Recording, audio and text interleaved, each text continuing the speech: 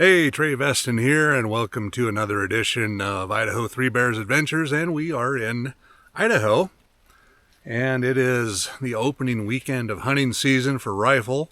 Deer, elk, bear, everything is open, and I am not hunting. I'm a Washington resident. I've got an Idaho hunting license, but that's just so I can shoot varmints and stuff. I don't do the big game thing. That's big money. Anyway, today's video, I was just going to review the mods I've done to my pickup here. It's a 2024 Ram 2500. It's a four-wheel drive, crew cab, 6-foot bed, and it is the diesel Tradesman edition. So it's the cheapest diesel you can get. MSRP was $74,000. Now, Arlo's taken off. He just saw something. Oh, squirrel. He's fine.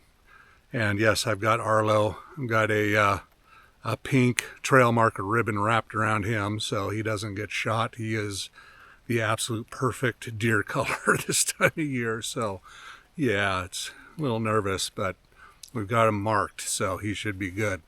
Anyway, back to the truck. Yeah, it's a Tradesman edition, 74 grand. I got it substantially cheaper because I bought it in 2025 and it was a leftover 2024. So I'm going to say how cheap, but I paid half-ton price for this thing. So anyway, so far I've been super happy. Performance-wise, I've got not the high output. I think the high output Cummins puts out like just over 1,000 foot-pounds of torque. This is the regular Cummins. Puts out 850 foot-pounds of torque, which I have found to be quite a bit of torque. It's hard when starting out on anything other than pavement, and even pavement sometimes it'll bark those tires. There's just so much torque. Gas mileage, I've been averaging 16.1, 16.2 commuting to work and back and around town, so not bad. And that's with 35s. Oh, I heard something crashing through the brush, but Arlo's that way, so we're good. Anyway, starting to rain, so we'll go over the mods real quick and see what I've done. I'll have some links to the mods in the description. Again, the whole purpose of the truck was so I could go out to places like this in the Idaho wilderness. This is a old logging road. It's not, there's Arlo. It's not extreme off-roading. There's kelly humps, there's slippery mud, there's cow poop everywhere. Don't even think about it, Arlo. So yeah, I just want to get out to these places, tow an off-road camper out here, do some exploring. We did that freeze-out road last month in the Jeep. I can do that in this truck. Be a heck of a lot more comfortable. So we're going to do some more adventures like that. This summer just kind of got away from me with selling my Idaho property and sinus infection and yeah, all sorts of nasty stuff. So next summer, we're going to be more active. We're going to get out. We're going to do some more cool overlanding and exploring, but this truck should be ready for it. Let's go over those mods. Alrighty, starting at the front of the truck. The first thing I did is I put a leveling kit on. This is a Tough Country 2.5 inch, I believe. And it's pretty straightforward. It was only like 400 something bucks installed from Les Schwab. Just uses the spacer.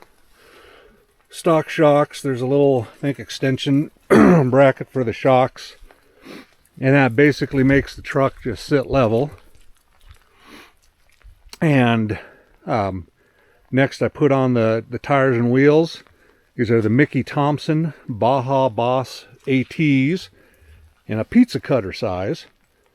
And that is a 255/85 R17. I think Mickey Thompson's one of the few companies that make them in that really narrow, tall size. It's basically almost a 35-inch tire.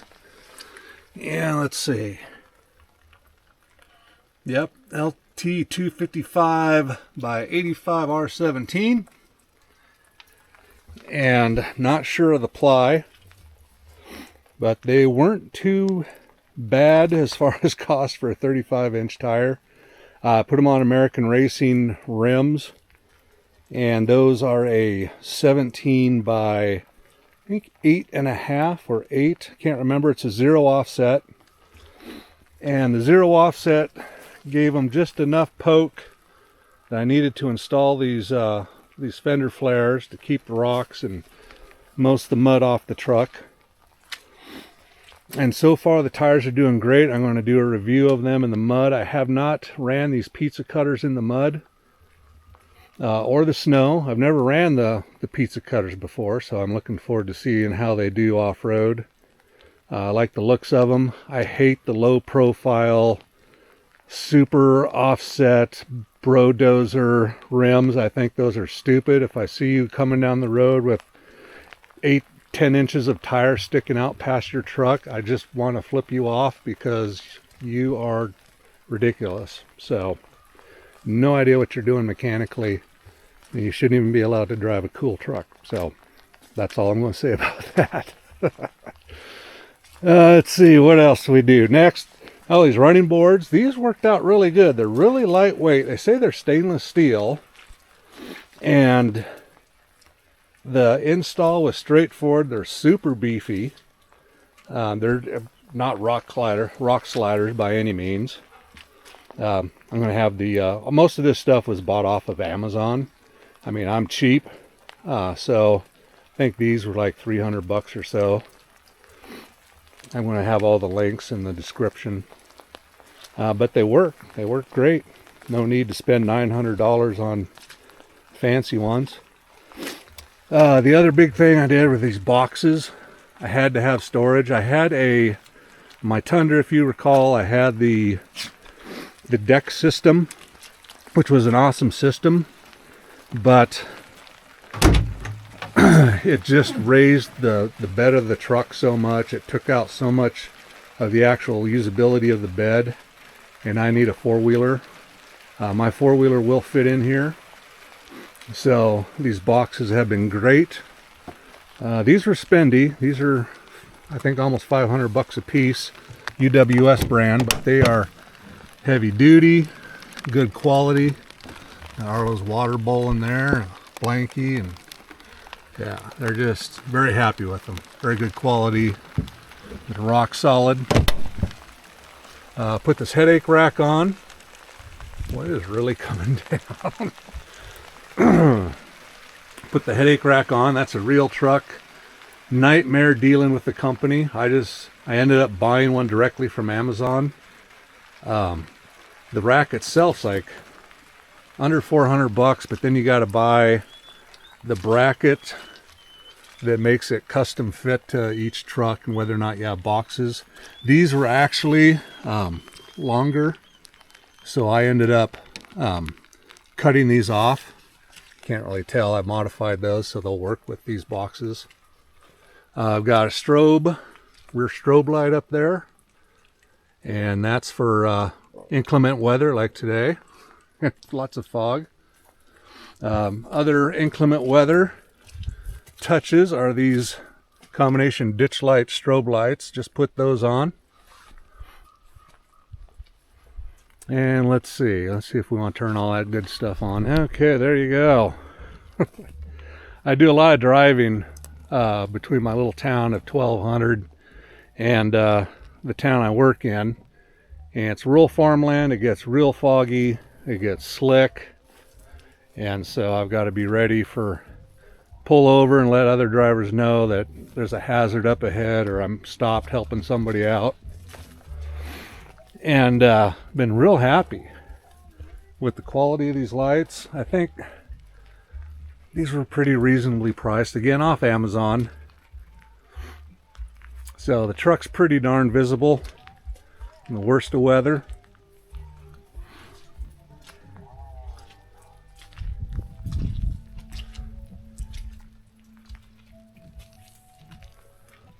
Yeah, the strobes are pretty bright. Now the ditch light themselves, these little pod lights,